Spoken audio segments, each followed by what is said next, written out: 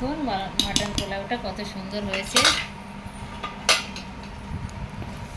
মাটনটা নিচে সব রয়েছে, একদম ঝরঝরে হয়ে গেছে পুরো। আমি এবার প্লেটে বের করে নিই।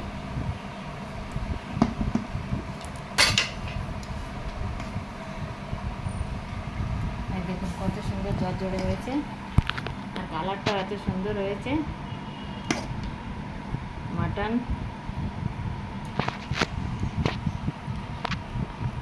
মটন পোলাও এর সঙ্গে যাবে যে কাঁচা লঙ্কা আর পেঁয়াজের স্যালাড। তো কেমন লাগলো মটন পোলাওটা অবশ্যই বলবেন। খুব টেস্টি হয় মটন পোলাওটা খেতে। দেখুন কত সুন্দর লাগছে।